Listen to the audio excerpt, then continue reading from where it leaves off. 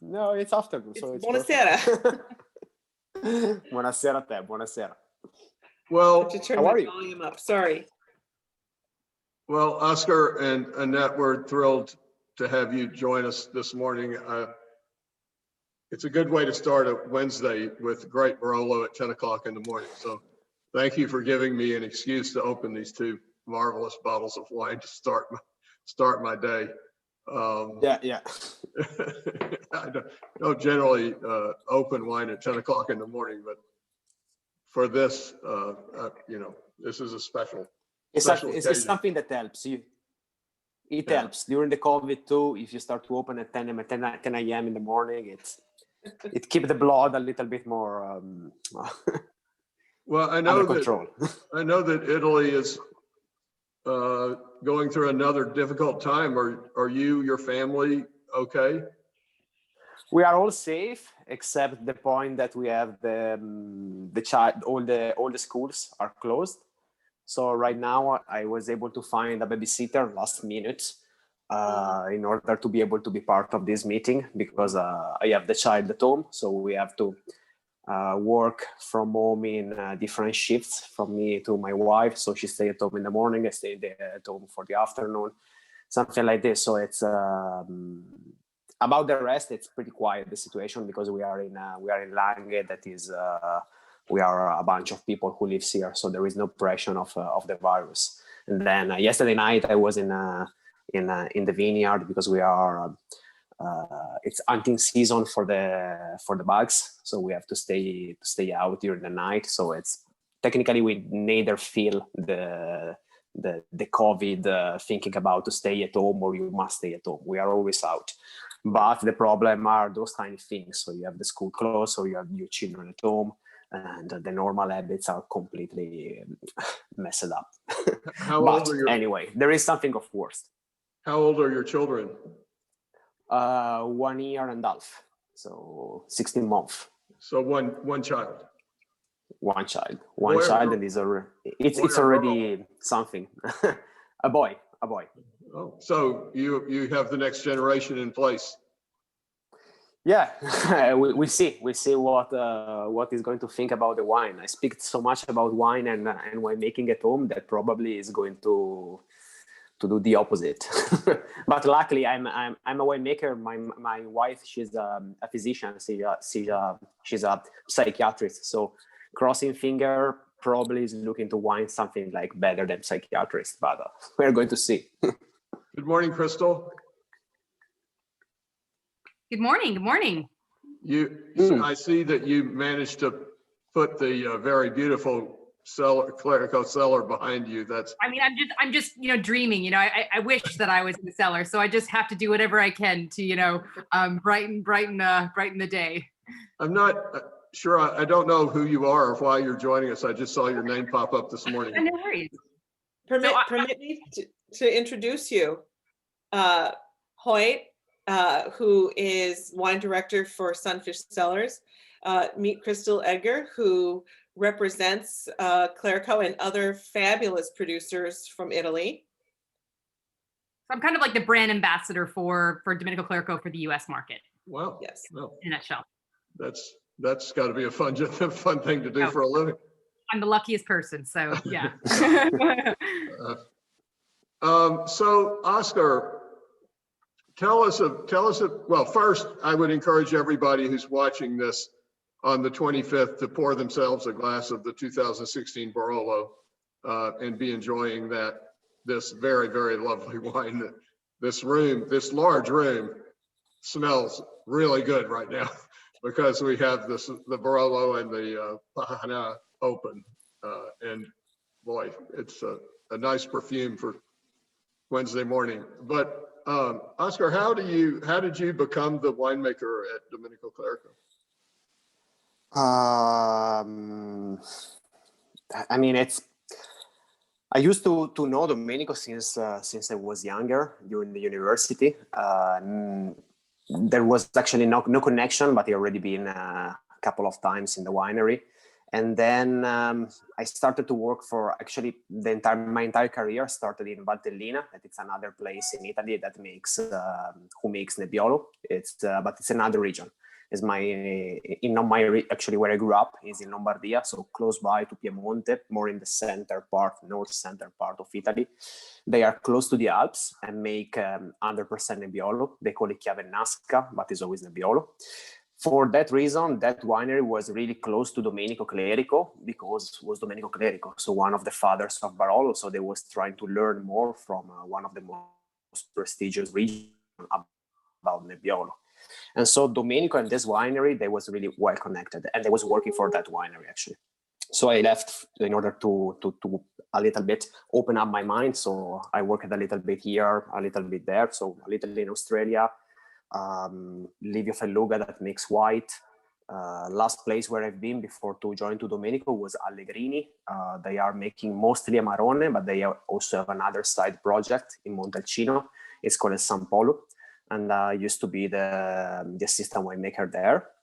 And suddenly Domenico was looking for a young gun, for someone of younger to join to his team. And he was already connected with that winery, was still connected with that winery that I told you before in Valtellina. And they gave me a call and introduced me the situation. And so after that, Domenico gave me a call and we start to work together for in the January of 2014. And then I'm still here. And then plenty different things have changed in our winery, obviously. Domenico was looking for change a little bit the style of the winery. And I used to work only with large format cask, so big cask and traditional cask. He was more for Burgundy kind of cask, so more barrique.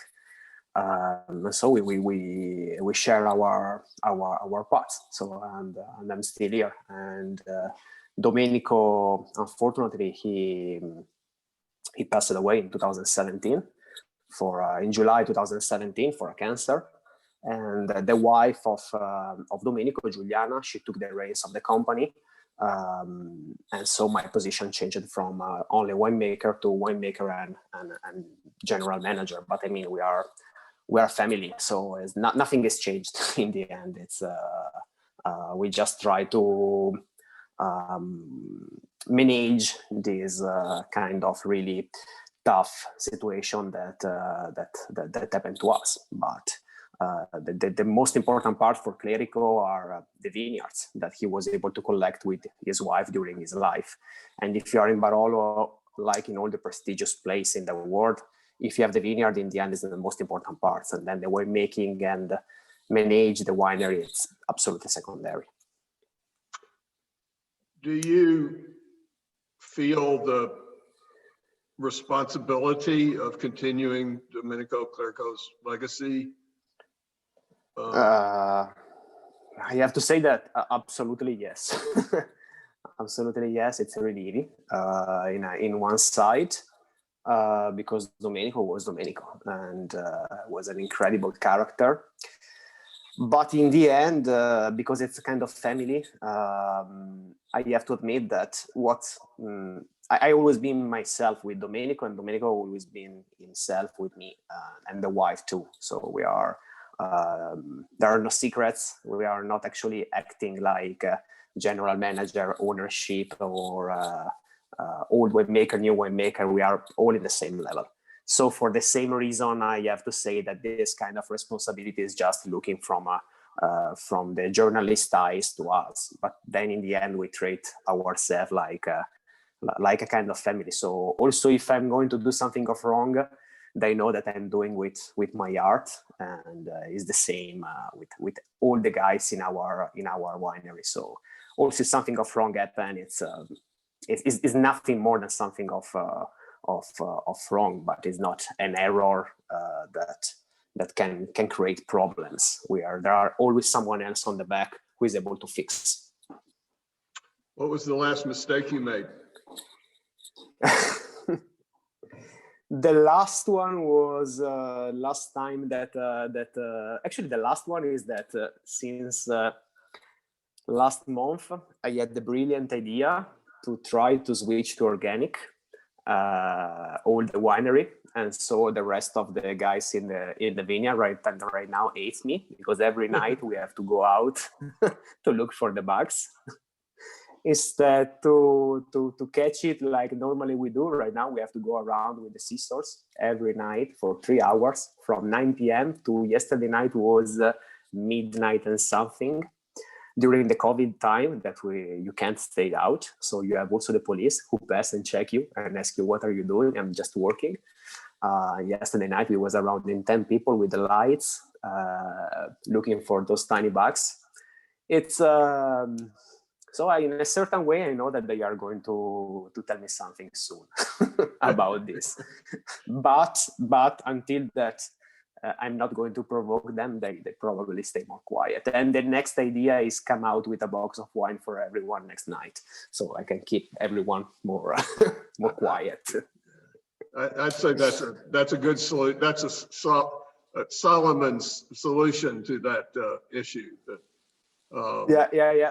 And Domenico used to tell me every time that there was a kind of difficult situation with Domenico was a character. So in the winery, for him was normal to get him fired for something. And so every time that something like that was happening, he used to give presents to the person in front. Like, I'm sorry, I'm like this, but I'm a genuine person.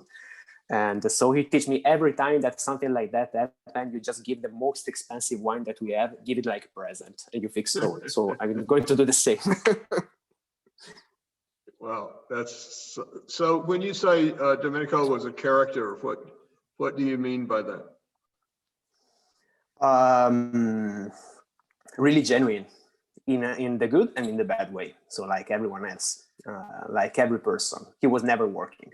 So he didn't have this idea that at work you should impose yourself to speak in a certain way or do some things or speak with the others in some ways. He was just himself. And if it was a great day, he was opening champagne for all the day and invite everyone in the cellar to get drunk. And this happened more than once. In the other side, if it was a bad day, he was able to pick the entire cellar and everyone under the sun. He was dressed in the way that he was dressed, no problem for that.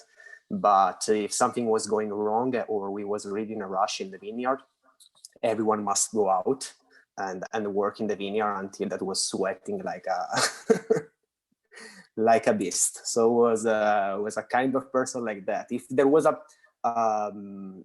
something to do, was to do. No excuses.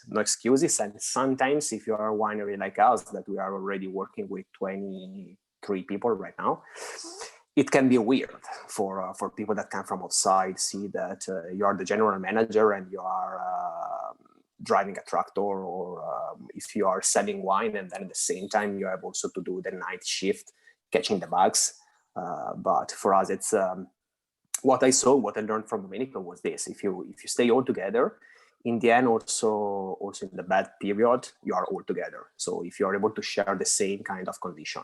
Otherwise, if you treat one each other like this is just my tiny space and that is just your tiny space and everyone do his own job and then just sometimes we find each other, that can create problem with the time, because otherwise it's normal that in a kind of stressful period like COVID, or you stay all together, or otherwise, or if you are all one group, or and you share the same kind of work and stress, or otherwise it gets difficult. And Domenico was a kind of person like that. I mean, I repeat it.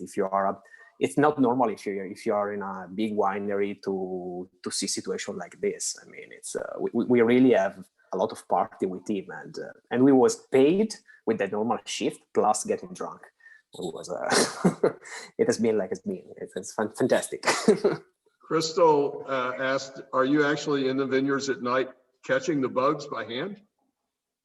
Yep. Right now, it's the only option that we have. Nothing. You go around with a light. You have to go out from 9 to midnight usually. Yesterday night we had to finish one vineyard, so we stay out more. But usually that is the moment that they come out. They come out because they eat the buds. There are the tiny buds right now that are blooming, and those are super soft. And those bugs comes around a caterpillar, kind of caterpillar. They goes around and eat the green part. So the only way, or you spray, and you spray pesticide, or the other option, if you want to be organic, or if you want to be more natural, the only option that you have is be selective. And if you want to be selective, there are no pesticides who are selective. So if you want to be selective, you have to go around with the light, catch it, and kill it. This is the bad part for them, but it's the only option in order to just be selective with one and not the others. And so every night for the next 3 weeks, we will be out, except Sunday, crossing finger. And then it's about the season. If the growing season is fast, you have to stay around for a shorter time. If the growing season, like is looking around right now, is getting a little bit more cooler, the climate. So the growing season will be a little bit longer during the spring. So from buds to the first shoot, there needs more time, require more time. And so those caterpillar, it's only the buds, not the shoots. So until that they don't grow, they can be the food for those. So you have to stay around and catch them. And it's fun because you go in the vineyard, and right now if you have other people close to you who took the same decision to be a little bit more respectful, you are full of lights. Yesterday night was really bright, really clear. It was gorgeous because from the vineyard of Chapotmentin, there was the castle of Serralunga in the end, who was with all the lights around, and then the castle of Castiglione Falletto. And then close to us, there was all the lights from the other producer who was around doing the same things, but you only see one spot. So you have that light that moves around, and it's fantastic. It's really pretty. In some parts of the world, fried caterpillars is a delicacy. We was joking about that yesterday night. Yes. Maybe you should find out how Nebbiolo goes with fried caterpillars. There are some guys who work for us, actually 3 guys for us who drive the tractors, and they are from Romania. They distill their own grappa, so they make their own spirit. And he was asking to them to put inside the caterpillar in order to make another version of mezcal. So instead to make the mezcal with the caterpillar, made the grappa from Romania with that. It can be a new thing to sell. That's actually a fantastic idea. Yeah, they told honestly, exactly the same. It was exactly the same answer. You should, my God, you should do that. You should make Domenico Clerico grappa with caterpillars from the vineyard. You'd have to call it something else. You couldn't call it grappa. You'd have to call it Grascal or something like that. And if we do it could be the most expensive grappa in Italy because it adds your caterpillars in it. We make it also for a cheap price. It's not a problem in that. We are right now. Yesterday night we catch 60 caterpillar, so probably we have space to make something of bigger, so we can also sell it for a cheap price. If you make this grappa with the caterpillars in it, Annette, I want some of it for the store here, definitely. I'm going to make it next. Probably I'll be out again Friday. I'm going to do it, and then I ship you a bottle. If it's legal to import grappa with caterpillars, it's absolutely not illegal. I think that also the guys who made the grappa in Romania, neither that is legal. they make it. It's a kind of moonshine. It's 60% of alcohol. You can drink it, but you can also start the fire or put it in the car instead of the petrol. Usually, it's the same kind of quality. Wow. But with the caterpillar, probably gets a little bit smoother. Right. Well, you'll have to find out. How involved is Juliana in the business? She's the owner, and she's always with us. I mean, she's the one who keeps the connection with the heritage. So we are trying to push further the limit and trying to make something of new, if we can say. And she is I mean, new. It's not the kind of word that I'm looking for. It's something of more son of the time, actually, not new, something of more in the place and in the moment that we are living. Talking about winemaking and talking about choices like this, be organic and be green right now, it's a necessity more than it was 50 years ago. So these are the kind of choice that we take. Juliana is keeping the legacy. So, for example, in the moment that we was replanting some Nebbiolo, I was thinking just about Nebbiolo. She anyway pushed to have some Dolcetto too, because she is really. She is the kind of person who had on her back 50 vintage. So she already knew what happened in the past, and she know that Nebbiolo is something that is for right now, but in the past Dolcetto was part of our heritage. And she told me more than once, probably Dolcetto will be back soon because we already saw this, our circular, this kind of moment. So there is a moment that there is the peak for Nebbiolo, and then the Nebbiolo goes down, the Dolcetto come back, and then the Dolcetto go down, the Barbera come back. But the variety that grow in our area are 3, not just 1. So, for example, she has the history of the winery in his mind, and so she's able always to give us kind of consulting. But then anyway, she's in the winery every day, so it's a kind of relation that we speak every day. So it's amazing how many important wineries in Piedmont are now run by women. Yeah, luckily, finally. We've had these conversations with Elisa Scavino from Paolo Scavino and Gaia and others that actually, I think it was Elisa Scavino who said that if you want to have female babies in Piedmont, you should just drink a lot of wine, because all the wineries are, everyone in her generation in Piedmont is female. All the people, the next generation running the wineries are all females. Finally, I mean, it's something that Barolo. It's a place that exploded literally in the last 30 years during the generation of the Barolo boys, mostly. So during the 1890s, mostly 90s, the Barolo and Barbaresco region exploded. But right now we need to find to stabilize everything, but also in order there is a way to say that is to change everything in order that nothing change. So we need this. We need to always keep updated us and always to make the best wine possible, but not just in Barolo.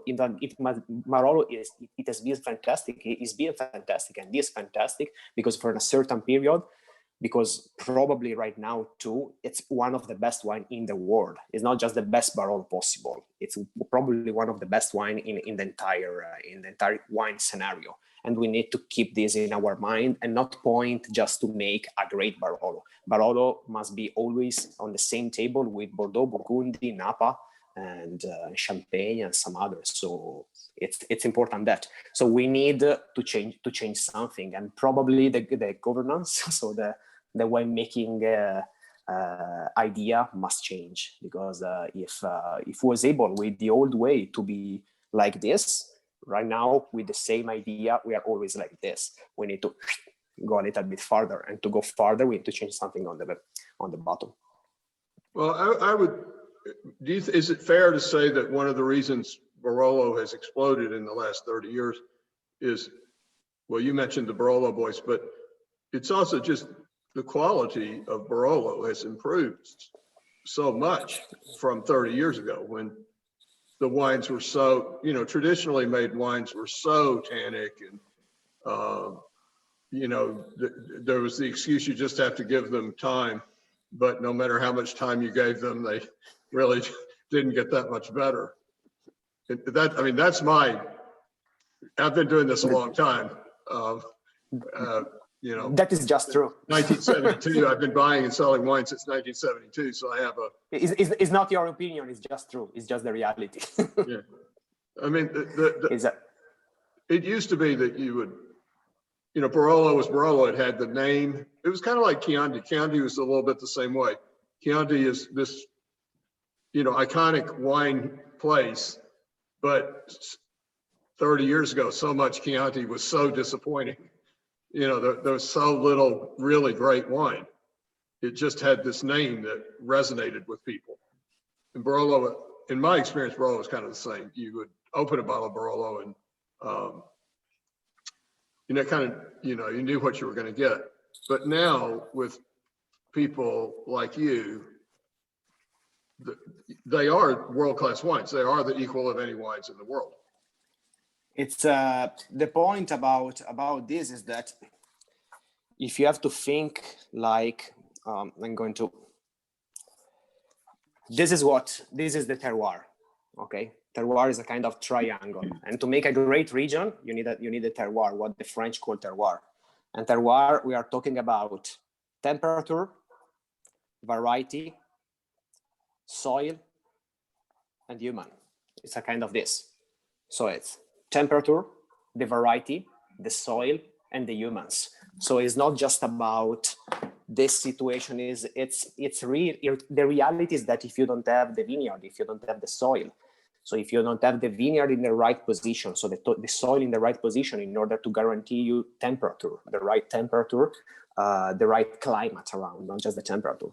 Plus, you don't have the exact variety for those two parameters, and then you make the triangle, okay? But then on the top of the triangle, to make a pyramid, you need the humans. You need the person, you need the heritage, you need people who understand how to manage, because the triangle moves, because every season is different. So you're going to have a peak of high temperature and cool temperature. Or you have the human who is able to move a little bit the triangle and keep always the triangle in shape, or otherwise you're gone.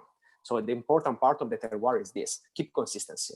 Otherwise, I'm sure that there are great regions who makes, you can make a great variety in a great wine in Denmark or in Norway too. So it's you can make a great vintage everywhere. The point is keep consistency, because it can happen that in the north part of Ireland, there will be a summer that is fantastic for the only vineyard of Pinot Noir, and for that vintage you are able to create a great Pinot Noir, but you have no consistency. So the point of the terroir is also the humans. So as you said, in the past there was the three peak of the triangle was already there, but the part who was a little bit leaking was the heritage. The heritage there was, but they was not actually looking further.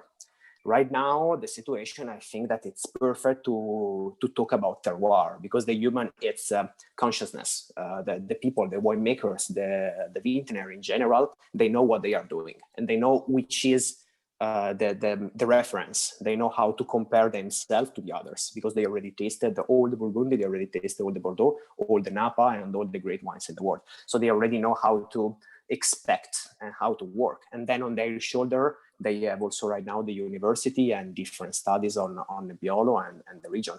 So I think that they are more, they know more, they are more educated, and we are more educated.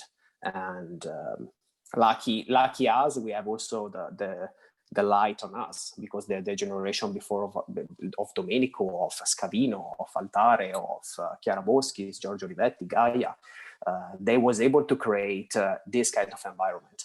So right now, with the new generation of winemakers, we have to push further the limit, try to don't mess up everything. But we are lucky enough because they was able to put the flag of Barolo on the map of the world. And so right now, we are working, it's much easier for us, because right now the people taste what we do. Otherwise, before there was the experiment, but the experiment was just, no one was tasting it, because no one was looking for those experiments. Right now, everyone is looking for Barolo. Everyone is excited about this. So if we do something, it's super easy to make a revolution, and it's super easy to create a new point of view. Talk to us about the 2016 Barolo that I'm tasting right now. The 2016, it's for most of the journalists was considered the vintage of the century. Probably they spoke so well about the 2016, and it's absolutely true. It's a kind of vintage that is able to give us the richness. You have the right quantity of tannins, but they are never harsh. It's full of color. The color is super red and not in the orange side. And it's important in Nebbiolo because sometimes you have more the orange shades. And then after that, you have all the aroma that it's fresh. It's a kind of vintage that you can drink right now, but you can also keep it for a really long time. It was fantastic. It was the typical long ripening season. All the condition was in the right place at the right time. Annette, who is Jess, who has joined us? Do you know who that is? Yes, I do. Jess is one of our sales representatives. I got you. Okay. Hi, thanks for letting me join. No, we're thrilled. I just was wondering who you are. Very interested in learning. That's fantastic. You know, Oscar, one of the things that I love about Barolo, and I love, you know, I work in this Italian place, so I taste a lot of Barolo, is that when you look at, we have a tendency to think that red wine has to be dark or black or impenetrable or opaque to be great, like Cabernet Sauvignon is when it's young. But when you look at Barolo, you know, in the glass, it looks light. It looks, it doesn't look dark. It doesn't look, it's not opaque. It's almost transparent. And kind of like Pinot Noir. So your initial reaction is, oh, this is going to be a light, you know, precocious. Easy drinking wine, wine for Friday or for Wednesday. Right. No, it's something for Saturday. Right. You know, and then you smell it and it's something totally different, and then you taste it and it's totally different. So in spite of the relatively light color, it is very powerful, very deep, very profound, tannic, dry, complex wine. Incredibly complex. The beauty of Nebbiolo is that you have to. It depends what you drank before, what you used to drink before. If you are more a Pinot Noir drinker, as you said, it's normal. There's this passage from Pinot Noir to Nebbiolo. You are already prepared to have that kind of color and that kind of profile. But if you come, for example, from Cabernet, or mostly Cabernet, but I'm talking about Cabernet, thinking about the entire world of Cab, Merlot, Petit Verdot, Bordeaux style, or Sauternes style, so Syrah in general. Nebbiolo is completely another beast because it's more like the kind of sensation of Pinot Noir. So you don't have to look for color because Nebbiolo, it's a kind of variety that is not written in the DNA, the color. So normally the anthocyanins, so the molecular who makes the color, are 5. And Nebbiolo only have 2, and they are the unlucky one. So are the one who easily get oxidated. That is the reason why the Nebbiolo super easily change the color and moves more in the orange shade because they are not stable. So it's one of the important part for the winemaker is try to keep the color or extract the color, because the Nebbiolo is not able to give you purple shades. You can do whatever you want, but the purple is not written in the DNA of Nebbiolo. If you go in a vineyard during the fall, usually the vineyard change the color, no? And if you are in a red variety, everything turns red and the leaf is turned red or orange. If you are in a white variety, if you are in a vineyard of Chardonnay, everything turns yellow. About Nebbiolo, also if it's a red variety, everything turns yellow. This is because it's not written in the DNA. The Nebbiolo is a kind of variety that absolutely doesn't have anthocyanins. So the variety neither have it in the leafies, obviously, no? If you go in a vineyard of Cab, everything turns red. But if you go in a vineyard of Nebbiolo, it looks like a white vineyard because it's normal for this variety. And for that reason, don't expect to find a dark color because it's not able to give you that. But it's able to give you this incredible finesse. The bouquet, it's mostly about red fruit. With the aging, the tobacco and the truffle comes out, and then it's so precise and so focused about the kind of aroma, like in the color. You have 5 anthocyanins, but Nebbiolo only have 2.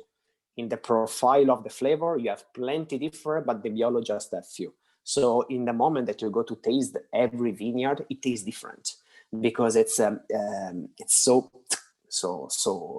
sharp, so precise. And then you have, in the end, you have also to expect the tannins, but then you have so long finish in the mouth because you have also a really pretty high acidity. It's not something like Barbera, it's not something like Syrah, so super acid, but it's you have always a kind of light finish. So also, if we are considered southern than in Europe, so if we are obviously more south than Burgundy, then the Nebbiolo variety is able to provide us the acidity that in the end you're going to discover, which is the real role of acidity in your glass in the moment that you finish the bottle. Because in 2 people, you easily finish the bottle of Nebbiolo with absolutely no problem. It's not the kind of wine that you drink 1 glass. You drink the first one and then the next one, the next one, the next one, and the bottle is gone. So it's, and that is the acidity, is the power of this kind of finesse and elegance, because you never get sick of the wine. And every time you retaste it because the bouquet start to open and you discover it. It's a nice variety. It's really cool. Well, I always say the definition of a great wine is a wine that you want to have a second glass of. It's necessary. You know, it's necessary because you have always to remember that the wine is 13% in alcohol, and the alcohol usually create addition. So if your wine doesn't create addition in you, it's a huge problem because it's done for that. It's done for that. It's part of the wine. Is also the kind of sensation that the wine is able to give you. Also in that part, if the wine doesn't permit you to drink the second one because maybe there is too much sugar in the end because it's not dry enough, or maybe it's too rich, or maybe it's too big, or it's too boring at the nose, it's a problem because it makes no sense. The wine in Italy, we drink wine like food, so it's something that you have during your meal. If the wine is too heavy and cover the food, it makes no sense for us to have the wine. Annette asked if the tradition of long macerations was in order to extract more color. Yeah, it's the long maturation was in order to extract everything. The point about the long, the submerged cap technique is that as I told you before, the anthocyanins are super easy to get oxidated. So as much as you keep the anthocyanins around and not covered, so in a kind of porous vessel like the tank is, the fermentation tank is, because most of those was teeny, so most of those was oak. It's risky. It can happen that sometimes you extract all, but then you lose all. Because everything, you extract all the anthocyanins, but then you lose it. So about the color, during the 90s, they discovered that it was easier to extract in a less gentle way. That was the rotofermenter. Extract all the color and then try to stabilize it with barrique that give you micro-oxygenation normally, because the barrique it's oak, and so there is a lot of oxygen inside of the oak, and so that kind of natural micro-oxygenation was able to stabilize the color. And if you check the wine from Domenico, for example, during the 2000 or 99, 98, it was full of color because of that. It's a kind of technique: extract all and then keep it. Try the way to keep it and not to oxidate it.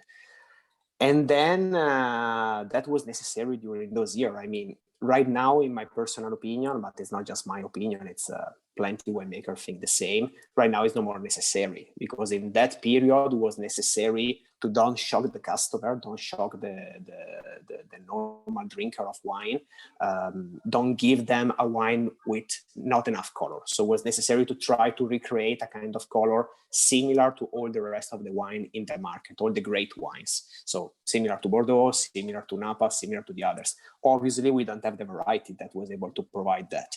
So it was necessary to extract all and find the perfect technique and never do something of wrong, because it was necessary to put the flag of Barolo, like one of the great wine of the world. Right now, it's easier for us because it's no more necessary. People knows better than in the past what is Nebbiolo. They know what they are going to expect. They know that Nebbiolo, it's not, you don't have to look for Nebbiolo if you want to have color in your glass. So right now we can do whatever we want. It's more free, the kind of technique, because we don't have to act like a stereotype of the wine. We are just making the vineyard straight to the bottle. This wine, this 2016 Barolo that I just had 2 sips of, honestly, it's hard to imagine a Barolo Normale better than this wine. Oh, thank you so much for this. I mean, is in your mind, is there something missing from it? That, I mean, it seems perfect. It seems perfect to me. I mean, it's again, I've tasted a lot of Barolo. I don't remember tasting a Barolo at this level that was as good or better. You're just too kind. I mean, it required a lot of efforts, a lot of work for us to be able to guarantee also in the classic one. From the last vintage that was just classic Barolo was 16. From 17, we have another part written in the label that is Barolo del Comune di Monforte d'Alba, from the village of Monforte d'Alba.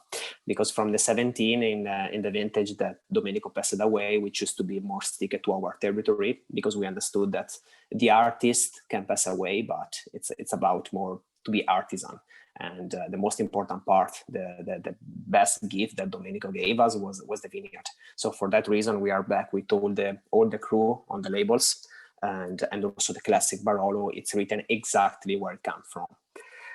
The point about the classic Barolo is that it's about the vineyard. It's about the blend that we use for the vineyard. It's are the best vineyard that we have, are the only vineyard that we have. We have Barolo, the same vineyard that we use to make Pajana or make Chabot-Mentin or make Percristina, are the same vineyard that in the end we blend in the classic Barolo. So we just use the lower parts. So in the highest part of the vineyard, that usually we have better, actually in my mind, the conditions are a little bit better because it's a little bit drier.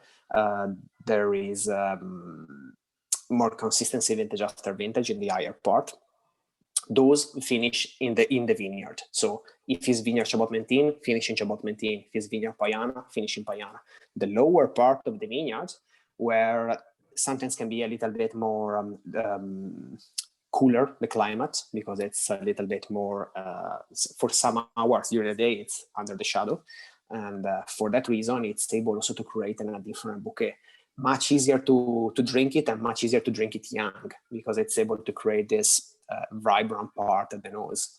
And it's perfect, in my personal opinion, for this kind of wine that with a different price point, it's able to create the next generation of drinkers of Barolo. So it's important for me to speak with people, also try to speak about wine with people with 25, 20, 30 years old. Because if we still consider it like in the past, Stephanie, if we still consider wine like something of for just an elite, we are going to drink the wine by ourselves. Because you have to start to think about the entire world can be someone who can come close to you and give you new ideas. So for this reason, we prefer in this Barolo make something of a little bit more approachable, with also, if come from great vineyard, give them a lower price. If you check the balance, is not, we can sell it for more, obviously, but I'm thinking always about this like an investment, because right now we are creating the new generation of Barolo drinkers. And those guys, in the moment that they drink Barolo, you have one possibility. So if they drink a Barolo and the Barolo is bad, they don't think that my Barolo is bad. They think that Barolo in general is bad. So it's super important for wine of this level to come out with a great quality. And it's more important than in the Cru, because if you have a wine that costs $200, the person who buy that bottle understand that winemaking is nature. understand what is a vineyard, understand what is a vintage, understand that the wine can change from vintage to vintage. But someone that picks from a shelf a bottle that costs $50, it's important to keep stability and make the best wine possible, because those guys doesn't understand that the Barolo is that bottle in that moment, and that bottle in that moment that they are buying represent the entire territory. So this is super important for us to make the best wine possible. Also in the, permit me the word, the cheap one. Also in the cheap one must be great. And probably we have to keep more efforts on the cheap one than in the expensive one, because the expensive one, you just grab the vineyard, squeeze it, ferment it in a bucket, and something of good comes out is the vineyard. In this one, we have always to find the perfect blend in order to be precise. One question that I get asked a lot in the store here is, when should I drink this wine? When should I open this bottle of wine? And the person that asks that question is not buying a case of wine to put in their wine cellar and wait 20 years to drink it. They're buying one bottle. And I know that if I tell them that they should put this wine away for 10 years, they're not going to buy it, because that's not their mindset. They're buying a bottle of wine to drink tonight. Most people that buy a bottle of wine or a couple of bottles of wine, I think the statistic is that 97% of the wine purchased in America is drunk within 3 hours of purchase. I mean that 97. Well, so this wine is 5 years old, right? Or 4.5 years old. And it is extremely young, extremely primary, tannic, powerful wine. If somebody picked up this bottle of wine in my store today, this afternoon, and says, when should I drink this? What would you tell me I should, what should I say? It's super difficult. It's one of the big topic about Barolo, and it's the real game for the new generation is this one. Find a way to be more drinkable wine and to remove completely the stigma of Barolo, like something that you have to pass from one end to another end to another end and no one open it, because this is the stigma that right now we have on Barolo, that is, you must wait. No one wants to drink the wine young because they think that is harsh. It's not tannic, it's harsh, they think. We have to try to make smoother wines more drinkable, because the new the people like me, the people with 30, 40 years old, we have the entire world to taste. It's different the way to drink the wine. Domenico used to work with 50 producers all together with Barolo. Right now we are 50 producers or probably more just in our village. It's normal that if you want to have a scenario of what's happening on my back in Barolo, in the entire area, if you want to have a real scenario, you have to drink 100 wines, 100 or 150 wines. It's impossible. It's impossible to age it. You have to buy one bottle, and drink maybe 10 wines from Monforte, 10 wines from La Morra, 10 wines from Serralunga, and more or less you have an idea about the villages. But then you can't buy 6 bottles per 10 vintages per 10 years. It's impossible. It's a game that you can't play. So the only way that we have right now is to try to make something that is more, as I said before, son of the time. So people who buy one bottle, they have we must be able to make a wine that we are able to drink that night, but also to age it. And this is the something that we are discussing. All the young generation is talking about this. Are our wines our wines are for sure smoother than in the past. And everyone is asking to himself, are our wines able to age like the one of our fathers, or Domenico, for example? The wine of Domenico was super grippy, but those wines was able to resist for 20 years. Our wines right now are super smooth. But then we'll see. I'm pretty sure that the vineyards are the same. So I'm pretty sure that our wines are able to age exactly 20 years like in the past. But for sure, you can also drink it before. In the moment that we sell it, you can also buy the bottle and drink it. And then for sure, the Barolo with a couple of years in the bottle gets better. A couple of years after the vintage. Is no more true the old rule that a Barolo must be drunk after 10 years. This is no more true. So usually in the past, 2016, the idea, okay, you buy 2010, drink it in 2020. You buy 2005, drink it in 2015. It was always like this, no? Right now, it's not like that. Right now, in the moment that we released the 2016, if you come in Barolo, right now there is the COVID, it's another story. But in the moment that the 2013 was released, in the moment that the 2014 was out on the market, there was no more one bottle of 2013 left in the restaurants, because everyone was looking for the new vintage. If they drank it, this means that probably was good enough.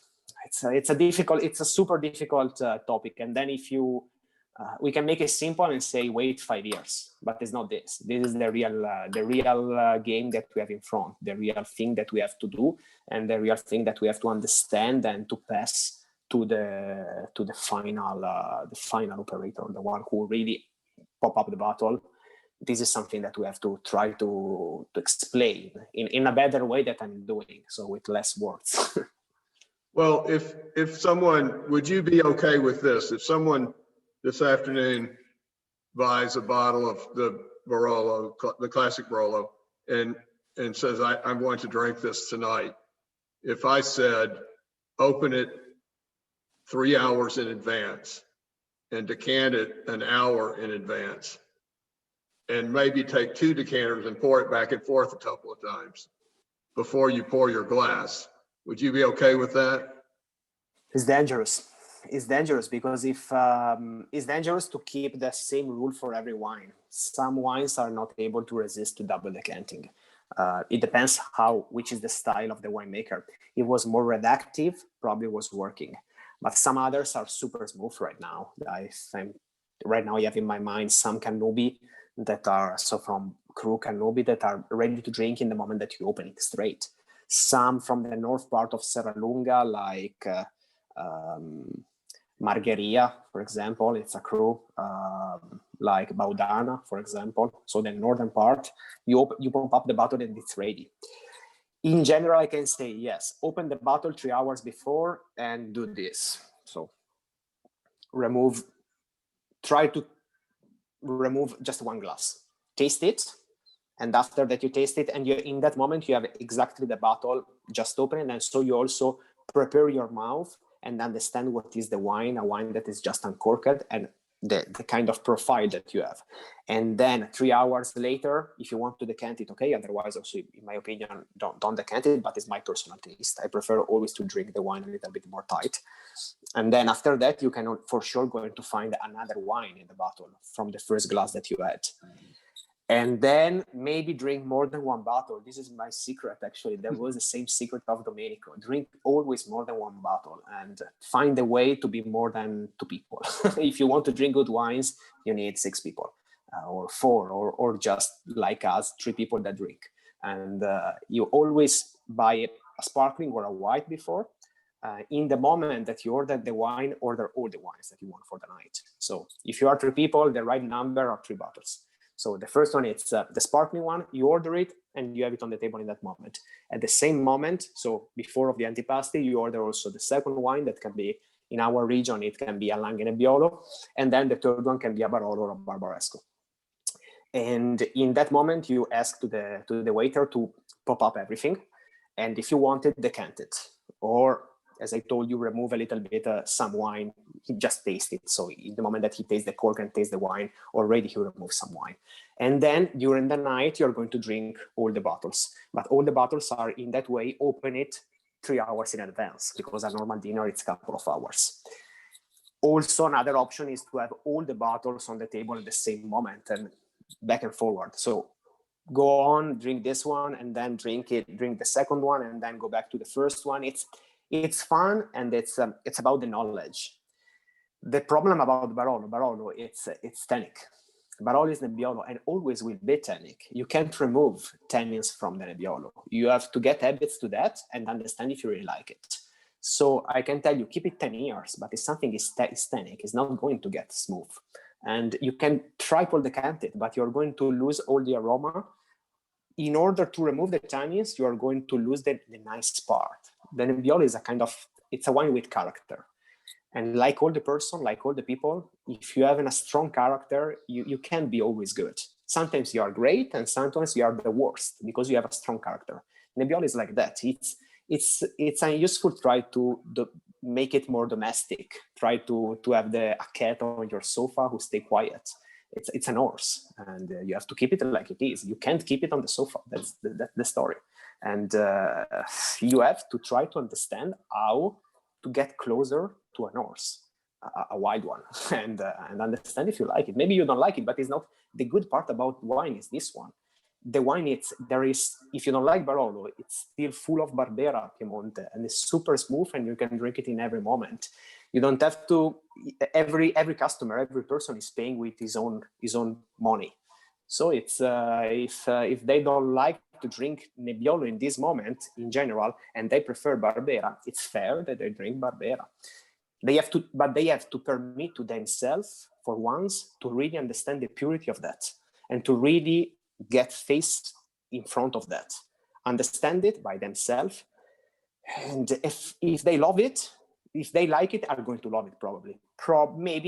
Maybe they don't like it, but it's like with people. If you find the good connection, then you're able to stay friends for the entire life. It's unuseful to play a role, to be actors. And if you try to pull the quantity of wine, it's the actors. It's try to domestic it, and it's not something that, in my opinion, works. Well, I'll never do that again. There's a. You can do. I repeat it. If you pay for your own wine, you can do whatever you want. You can also mix it with Campari, and that's fantastic. So it's about personal taste. I mean, there are some people. I remember I used to, as I told you, I used to live in Montalcino, working for a company in Montalcino. They used to make spritz with champagne, and it was fantastic. I mean, it was super expensive. Probably the most expensive spritz that I ever had, but instead to use Prosecco, they use champagne. Probably the winemaker of the champagne was actually not so happy to see his own champagne with Campari mixed with ice and just a twist of orange zest. But I have to admit that I drank plenty of those, and probably I drank more of those spritz than the real champagne. In the end, it's I paid. I drank it. We had one of these conversations with a fellow who's regarded probably the most famous chef in America, in the United States. And he told the story about, he went to a friend's house who was the original chief information officer of Microsoft. So a very, very, very wealthy man who brought out a bottle of kind of medium age Bordeaux, red Bordeaux, poured everybody a glass. And, it was a nice wine. And then he put the rest of the bottle in a blender, in a Vitamix blender, which is a really violent blender, and blended it for 30 seconds and poured everybody another glass. And it was a lot better. And then he took a few grains of salt and put in each glass, and it was a lot better. And this is the greatest chef in this country telling this story. And it may be that blending the wine made it better and adding salt to it made it better, but that doesn't mean you should do it. Yeah, it's the reality. Actually, I've done the same. I mean, I remember it was a Christmas night with another winemaker that right now actually is working for Newton Wines in Napa, and we was drinking. We are close friends since we was young, and I had a bottle of my. I was making a Merlot in that period, and for another company, and it was super reductive. And I was really proud of that wine. And he was there. He was in my house, but he lives in Napa, so it was difficult also to catch up. So I had only that occasion to give that wine to this guy.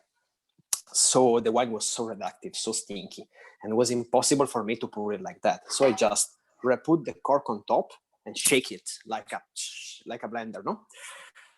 And the wine was gone completely. If before it was a little bit stinky, after that operation, the wine was just to throw it away because the shock of the oxygen was so much that in that moment the wine was no, I mean, not actually was no more drinkable, but was completely flat, no more aroma, there was nothing. There was just a red wine, nothing else.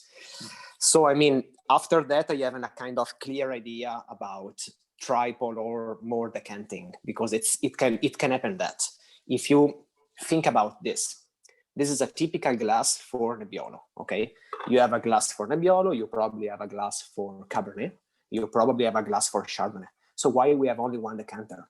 It makes no sense. If you should have a decanter for each variety, because, and also if you have a kind of cab that is maybe younger, you use a glass that is a little bit more tight. If you have something of older, you go closer to a glass that is like a Pinot Noir, but then the decanter is always the same. Or also worst, you have machinery, you have blender or things like that decant the wine. You can decant a Chardonnay as you can decant a sparkling or a Bordeaux or a Nebbiolo, but then you still have 2 different glasses or 6 different glasses. It makes no sense. It's about the quantity of oxygen. And if we care about the quantity of oxygen in the moment that we use the glass, why we don't care about the quantity of oxygen in the moment that we decant it? You understand by yourself that it's not scientific. So it can happen like it happened to me. You shake it in order to, in your mind, if it's so stinky, you rack it, usually in the cellar, no? So if you rack it, you add oxygen. So I shake it, was too much. Probably it passed the limit. Like in the winery, if you rack, you never rack and keep the wine racking by itself. You rack and taste, always, for all the time. If the wine is stinky after the fermentation, you make a pump over with some air. So you just move the wine in a bucket and then you pump it from the bucket back to the top in order to give some aeration and remove the part that have a more sulfur kind of aroma, no? But there is a certain moment that and then you reuse it and you say, okay, that's the pump. Usually you do that. In the decanter, you don't have this kind of moment. You add all the oxygen in one moment. Maybe it's not enough. Maybe it's too much. Maybe you're lucky, but it's not scientific. Well, do you know Georg Riedel? Not personally, but this is a Riedel glass. So he should know me personally because we in the winery Domenico bought probably we bought more glasses from Riedel than the entire Piedmont region.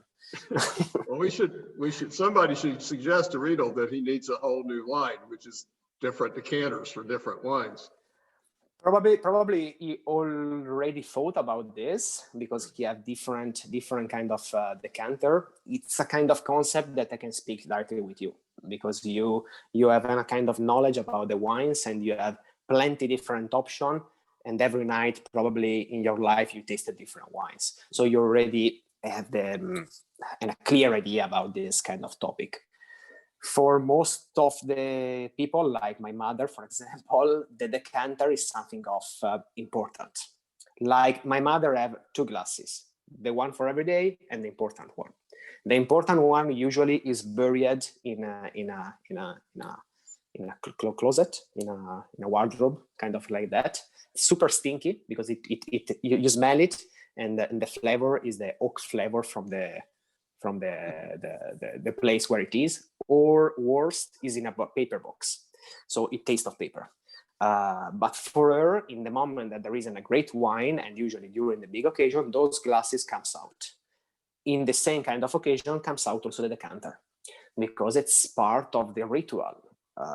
The problem is that my mother doesn't drink enough wine. And this is actually the moment that changed the game. If you used to drink a lot of wine, you know how do you like your wine. If you love to drive the cars, you know which is your favorite car. If you love the beers, you know which is your favorite beers. You know which is the temperature, you know how fast go with the car, you know which is the engine, you know the things that you love. About the wine, my personal suggestion is for everyone who try to get closer to our world, that is the wine world, don't try to be so sophisticated. It's all the movement of the chef right now. It's incredible for this because it's creating a kind of mentality of connoisseur, people who know things. And it's not true. If you never drove a car, you can pick if it's better a Ferrari or a Porsche or a Fiat. you don't have the license, which is the game. I mean, or you buy the expensive one or the cheap one, but you can't understand the engine if you never touch an engine. My personal suggestion is take a license, and then after that you drive the Ferrari. Same story, it's about the wine. Start to drink the cheap stuff. Start to drink the basic wine from a great region. Instead to buy the Napa that costs 300, buy the, for example, I'm thinking about a wine that is fantastic, the cheap entry-level Cabernet from Montelena. It's much more satisfying. It's much more juicy and fruity than the super expensive one, because it's easier for my personal palate, because I have no knowledge about Napa. So it's important for me to drink always the base one. After that, you pick which is your favorite, you pick which is your favorite region, your favorite cellar, and after that you start to climb the stair. And then you start to buy the expensive one. In the same way, you buy a couple of good glasses and use always the good one. Don't make confusion like my mother, that you keep the right one in you have to use it. Every wine, you must drink it in the good glass. And then after that, if you prefer to have also the decanting, after that, you also buy a decanter, and you start with the same wine, once yes and one no, to decant it. And maybe you prefer the decanter, and then it's fantastic. I'm not here to tell you don't buy decanter. It's just I'm here to tell you more about be yourself and drink what you like. Well, please, I think we're going to run out of time. Please talk to us about the 2016 Pajana.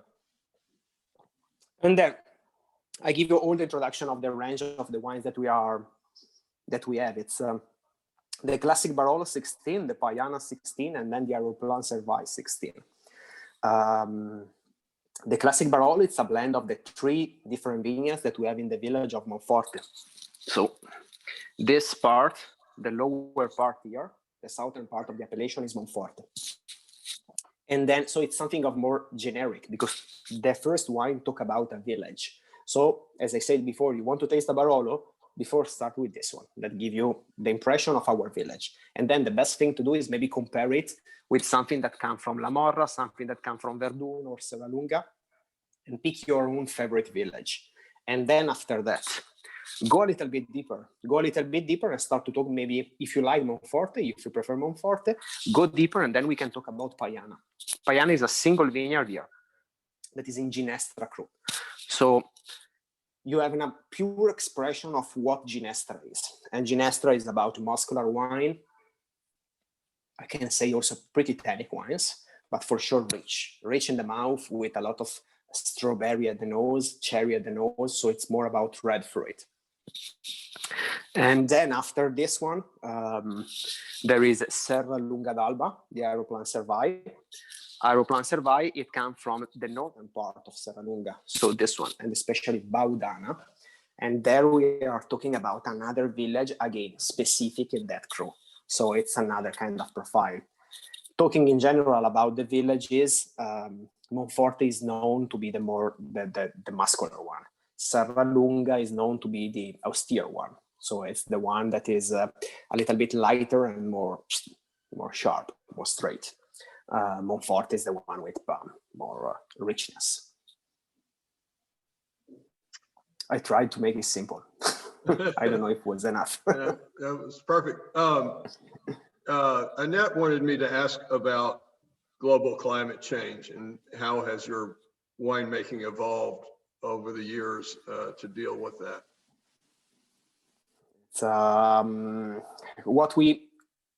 For sure, it's about the canopy. It's about to keep more leafies.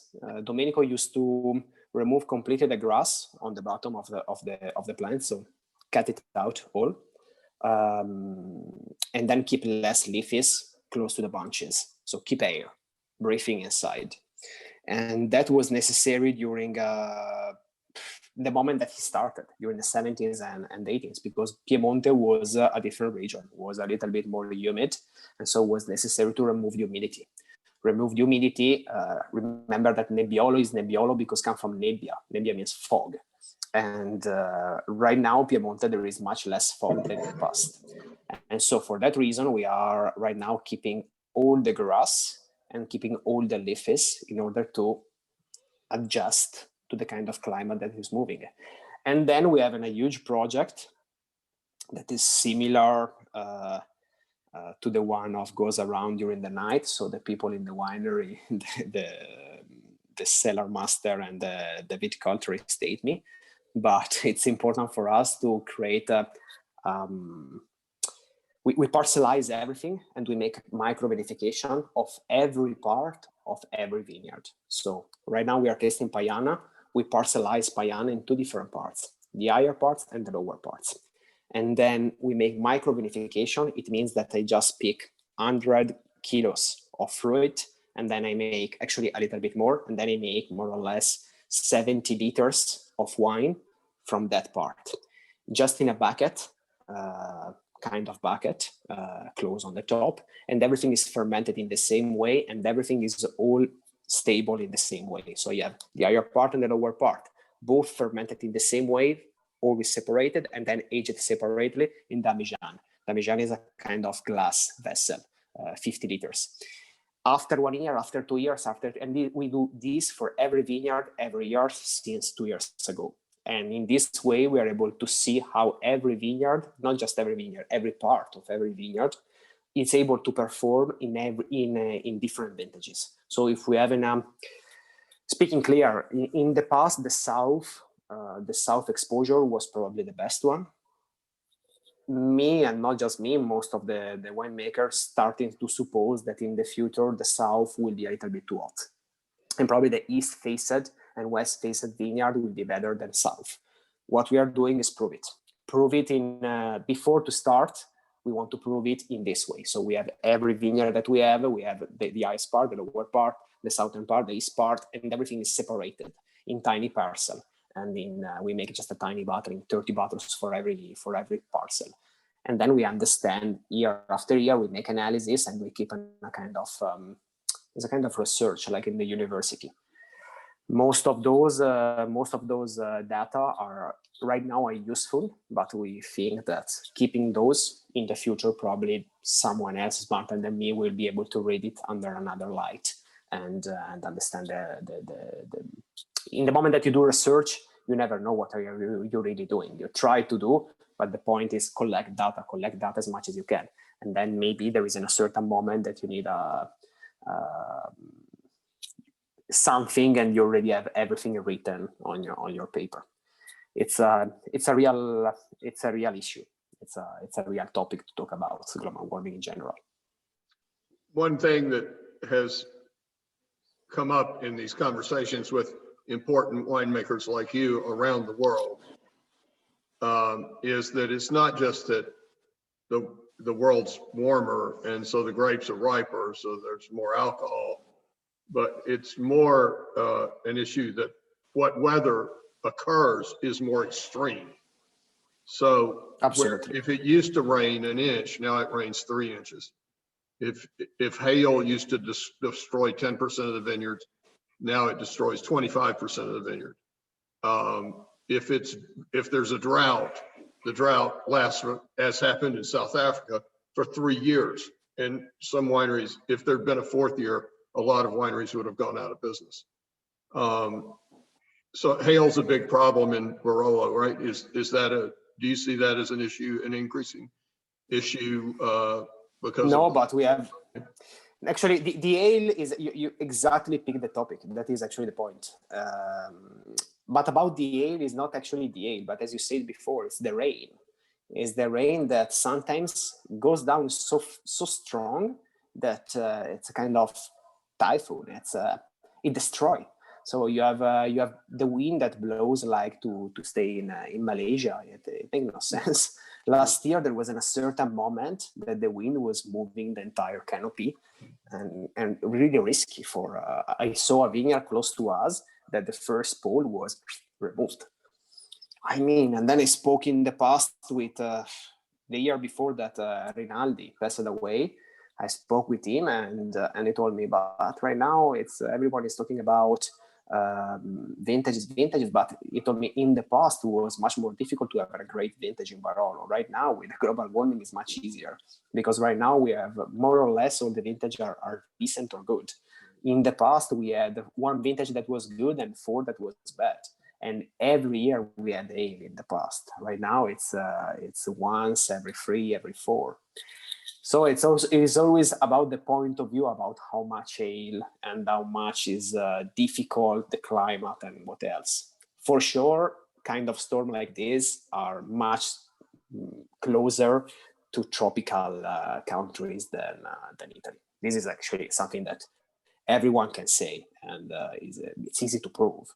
You have there are some moments that you have buckets of water that comes from the sky, and the problem is that they create damage, because you find the vineyards are still like this sometimes, and if you think that the water comes from here, and in the moment that the water finishes in the end of the vineyard, they create a river, so it's difficult the day after to go in the vineyard. It's most of the time is impossible to go with a tractor.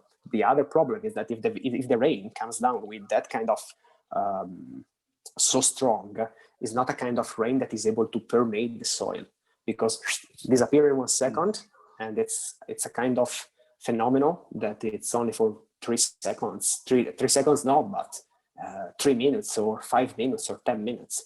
So in the surface, everything is wet, but then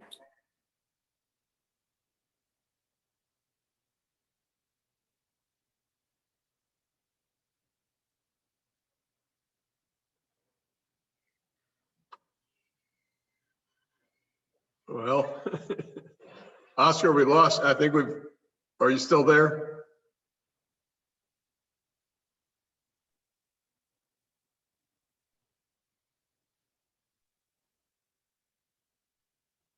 Yeah, I think he's logging off and logging back on. I hope he is. I'm going to interject. There he is. There he is. Are you back? I'm back. Yeah. He's back.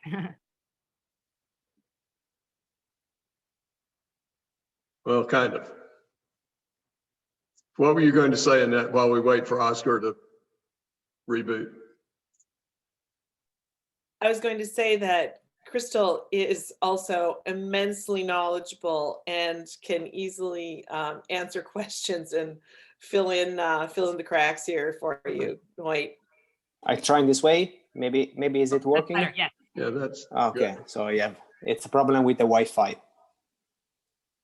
There, we've done about 100 of these, and there's always a little something, it's part of what makes it interesting or fun.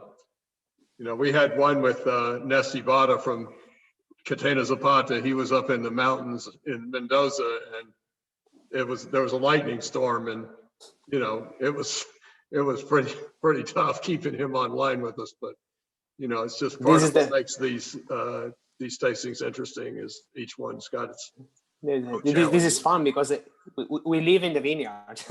We live in the vineyard, and usually in the vineyard the Wi-Fi is not supposed to be in the vineyard. So talk to us a little bit about the Aeroplan Servaj.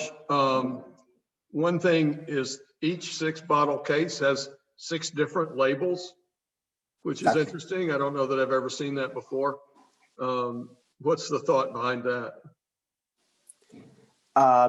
Domenico, the father of Domenico, used to call him when he was young. The nickname of Domenico was Aeroplan Servaj. That means the literal translation, it's a kind of wild aeroplane. But in the end, it's kind of free spirit. Okay. And in 2006, he chose to try a new project in Serralunga d'Alba. That for us, that we come from villages, it's a change village. It's kind of real important moment of your life, trying to experiment in another village. And so for that reason, he chose to call that project Aeroplan Servaj. Also because it was the first vintage, it was 2006. Domenico, he just started the new winery in that moment. So he was already full of things in his mind. And so also start a new project was pretty aggressive. Was an important moment of his life. So for that reason, he chose that kind of free spirit name. And for the same reason, is a free spirit packaging. So 6 different labels, and every label talk about fly, because it's an aeroplane in the name. So you have the one with Icaro, You have the one with the balloon, you have one with a paper plane.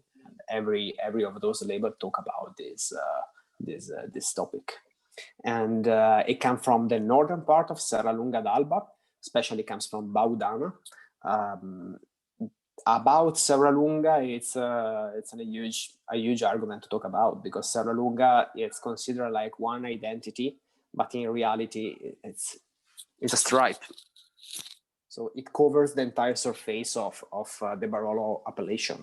It's just a really tiny but really long stripe. So if you are in the northern part, you are going to have more kind of aromatic and light and elegant part of elegant version of Serralunga. If you are just down to the village of Serralunga, you're going to have more kind of Monforte style, so richer, a little bit more tannic, and a little bit more muscular.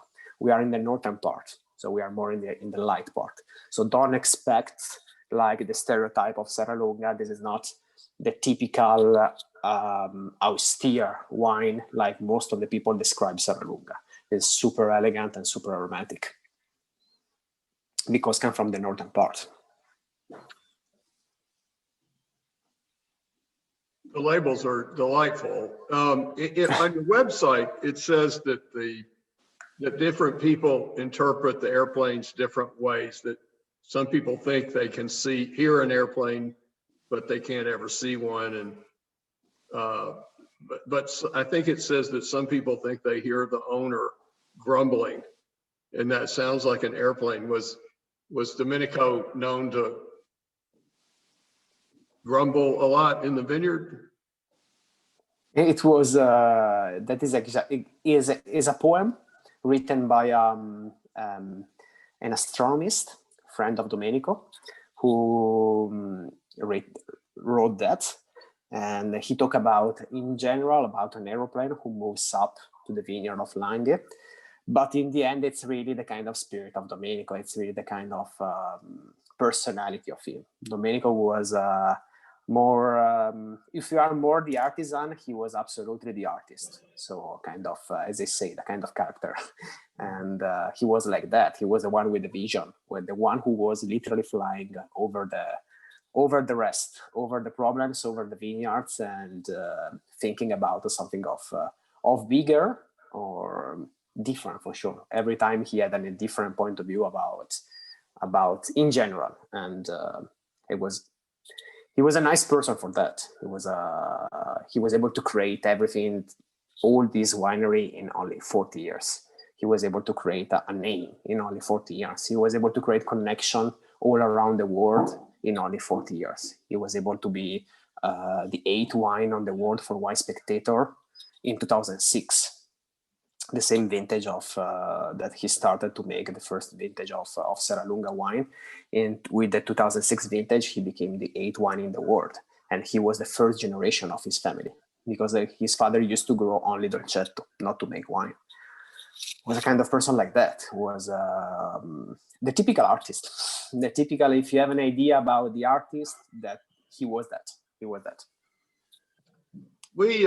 It's not really officially part of this program, but we also have some 2010 Percristina.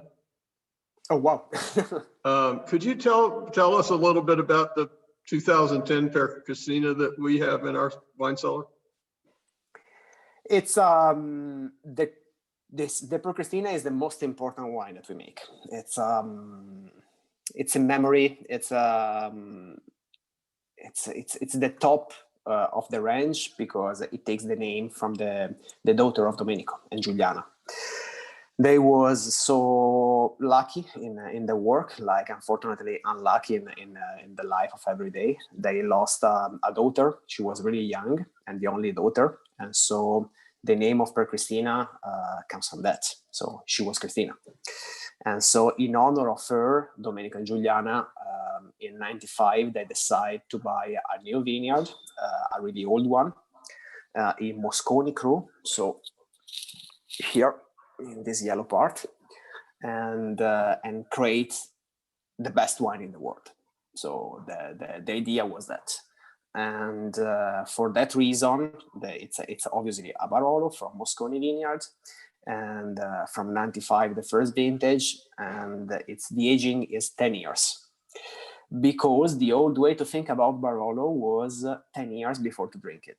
And right now we want to prove that anyway, Barolo is always something that you can age as much as you want. So we release it after 10 years, but we keep it. We keep it under our roof, and we are sure that the humidity is controlled, the temperature is controlled. After 10 years, we release it on the market. So in the moment that you want to drink a wine, example, when I should drink this Percristina? Now, in the moment that we release it, it's ready. So sometimes in the past, Domenico also switch vintages. So before release the younger one, and then after release before release the older one, and then the younger one later. So you also change the vintages sometimes, because we release it in the moment that we think that the wine is ready. So 2010, it's the best vintage with the best vineyard that we have in the best project possible that we have. So it should be something that make a summe of the Domenico Clerico way to think about Barolo.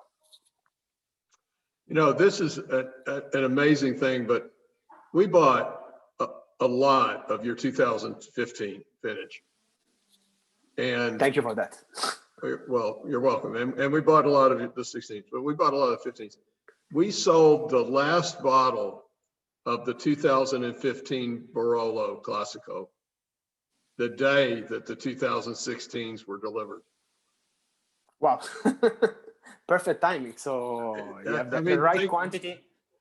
That's some kind of amazing synchronicity between Sunfish Cellars and Domenico Clerico that we would have a lot of the 2015 Barolo and sell the last bottle the day that the 2016 was delivered. That's an amazing coincidence. That may not be coincidence.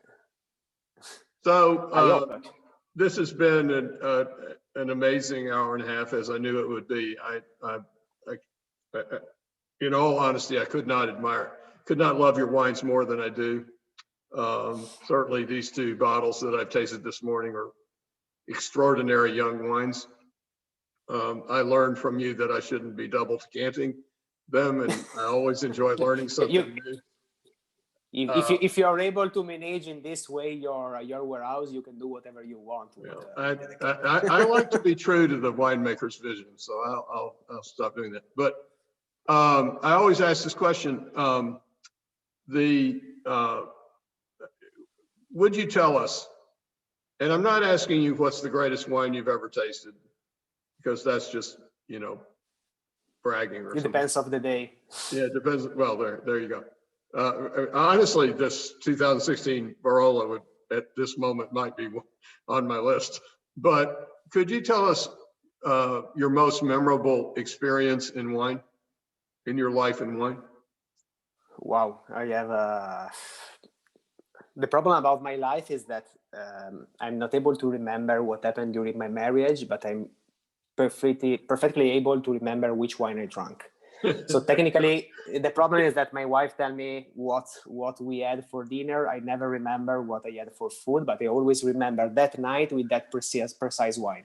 Do you remember that night that we made? Okay, that night that we drank La Grola from Allegrini, that night that we drank that Brunello di Montalcino from that particular producer. So I have my brain works in this way. Every moment of my life is constellated of a wine. So I have a special wine for every special moment. But I have to admit that probably one of the things that made me more happy in general, one of the experience that for me was just wow, was the first time that I've been in Burgundy. Was amazing, just amazing. I remember a tasting with Brian from Domaine de Monti. That was amazing. And then after that, Mikulski, that gave us plenty different single vineyards whites, so Morachet, and was incredible. All the situation was incredible. The kind of situation like that make you love the wine world, because you understand that our kind of tasting like this.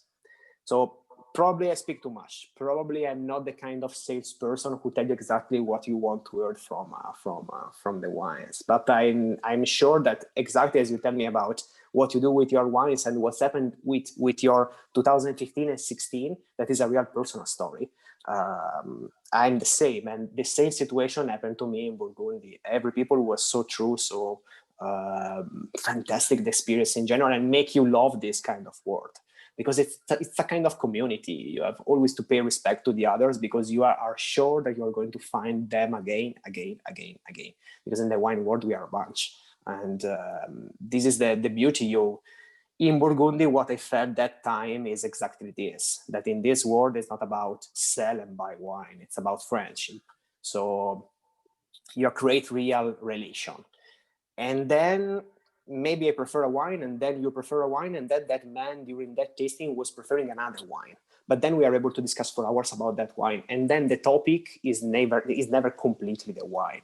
It's about all the rest that is around the wine. I speak about Nebbiolo like I'm talking about politics or what else. And you probably are able to understand which is the party that I vote during the election, talking about Barolo.